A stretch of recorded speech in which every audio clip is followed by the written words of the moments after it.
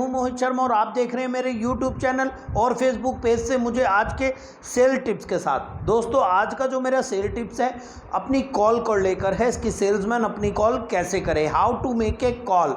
दोस्तों ये बहुत ही जनरल क्वेश्चन रहता है एक नए सेल्समैन के लिए। अनुभवी सेल्समैन तो इसका सामना कर सकते हैं, परंतु एक नए सेल्समैन को कुछ ऐसी चीज़ें हैं जो अपने टिप्स के दौरान मैं आपको बताऊंगा कि अपने एक नए कस्टमर को जब आपसे बात करने जाना है या किसी डायरेक्ट सेलिंग में हो या आप टेली कॉलिंग में हो या किसी भी चीज़ में डिटेल कॉल करना है तो आप किस तरीके से उस कॉल को बखूबी बात करके और उस कॉल को प्रोडक्टिव कर सकते हैं। तो दोस्तों ज़रा मैं इस बारे में कुछ बताना चाहूँगा। दोस्तों जैसे हम किसी कॉल को करते हैं, जब हम किसी कॉल को करने जा रहे हैं तो अगर वो कस्टमर हमारा नया है, अगर वो कस्टमर को हम नहीं जानते तो हम कोशिश करें कि उसका संबोधन करने के लिए उसके सरनेम को जानने की कोशिश करें। अगर सपोज आप किसी केमिस्ट के पास जा रहे हो, उस केमिस्ट का नाम बंसल मेडिकल स्टोर है, तो हम उसे जब इंट्रोडक्शन करेंगे, जब हम उसकी कॉल शुरू करेंगे तो उसकी दुकान में जाने से पहले अगर हम उन्हें उसकी दुकान पर भीड़ भी है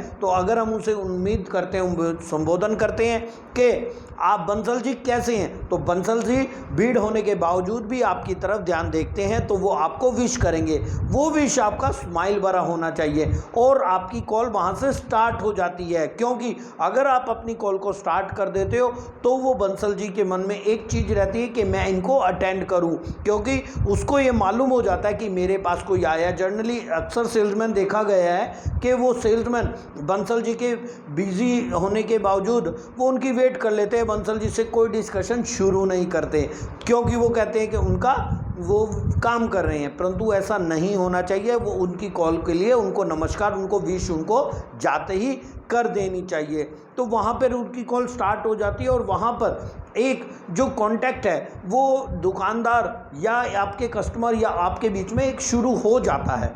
तो दोस्तों आपने इंट्रोडक्शन सबसे पहले करनी है। जब आपकी कॉल शुरू हो जाती है तो आपने जैसे मैं एक दुकानदार के पास जा रहा हूं तो उसका बंसल मेडिकल स्टोर है, तो मैंने आपको बोलना है नमस्कार दोस्त सर, मैं मोहित शर्मा इस कंपनी से आया हूं और बंसल जी और इस कंपनी के ये प्रोडक्ट हैं। तो दोस्तों आपने कॉल को इस तरीके से इंट्रोडक्शन करना है, अपना नाम, अपनी कंपनी का नाम, अपनी कंपनी का प्रोफाइल और आपका प्रोफाइल और हम किस तरीके के प्रोडक्ट बेच रहे हैं और हमारा आपके पास किस लिए आगमन हुआ है। तो दोस्तों सबसे पहले इंट्रोडक्शन में आपने ये एक ब्रीफली समरी बना देनी है। और अगर आप नए हो और आप भी कंपनी में नए हो और कस्टमर भी नए हैं तो कोशिश करो हर मार्केट के दौरान आप अपने पास कुछ टॉफ़ी, कुछ छोटी चॉकलेट या कोई पेन, इस तरीके का कोई कॉम्प्लीमेंट्री गिफ्ट हर समय अपने पास रखें। जैसे ही कॉल स्टार्ट की तो आपने उनको दिए तो कस्टमर आपको ऑब्लाइज करेगा, कस्टमर आपको हमेशा ध्यान से सुनेगा और आपको नहीं भी तो आपको पहचानने लग जाएगा, आपको जानने लग जाएगा, ताकि वो आपकी कॉल में बखूबी अच्छी तरीके से चले।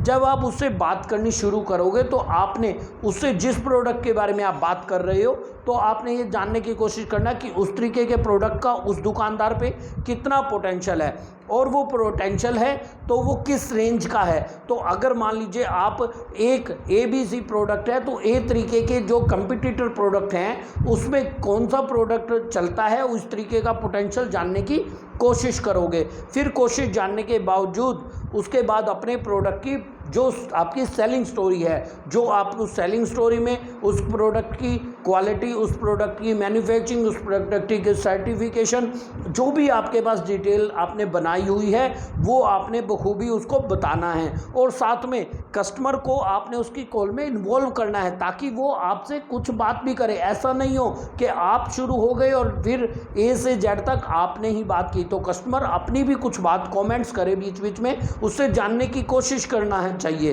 तभी वो आपकी कॉल में इन्वॉल्व होगा। और बीच बीच में कॉल के दौरान आपने कुछ हल्का फुल्का क्राइटेरिया इस तरीके का बनाना है कि वो कंफर्टेबल रहे। ऐसा ना हो कि वो कंफर्टेबल ना हो, वो आपकी कॉल में इन्वॉल्व ना हो। अगर वो कॉल में इन्वॉल्व है तो आपके हमेशा आपकी कॉल का बखूबी बात करेगा और उसको जवाब भी देगा और आपको ध्यान से सुनेगा।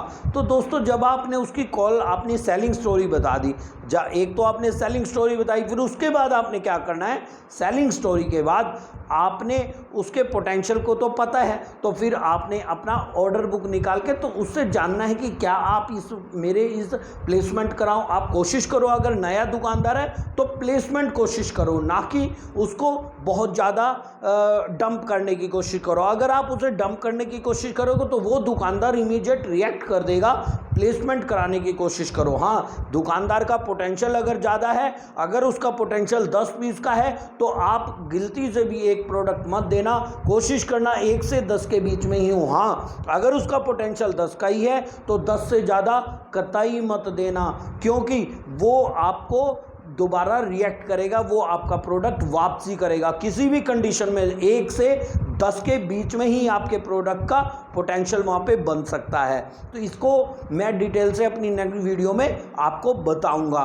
तो दोस्तों आपने अपने पोटेंशियल के अकॉर्डिंग ऑर्डर लेना है, ऑर्डर के बावजूद उससे को बात करके उसे विश करके दोबारा निकलना है, और उसकी पेमेंट की टर्म और पेमेंट की जो एक्सपायरी उसके बारे में भी आपने डिटेल बात कर लेनी है। ऐसा ना हो कि कोई कॉन्टैक्ट इस तरीके का हो जो दुकानदार से बात ना किया हो तो वो आपका ऑर्डर बाउंस हो जाता है। तो आपने ऑर्डर बाउंस भी नहीं करना है, आपने उस रिलेशन के साथ उसका नाम, कॉन्टैक्ट नंबर सब ब्रीफली अच्छे तरीके से समझ लेना है। दुकानदार से कुछ फैमिलियर तरीके के बात होके आपने बात कर लेनी है। तो दोस्तों मेरी वीडियो कैसा लगा, शेयर लाइक कमेंट जरूर करें। और दोस्तों नई कॉल करते हुए अगर आप इस तरीके का सिस्टम फॉलो करते हो तो यकीन मानिए आपकी कॉल हमेशा प्रोडक्टिव होगी। दोस्तों धन्यवाद, आपका अपना मोहित शर्मा।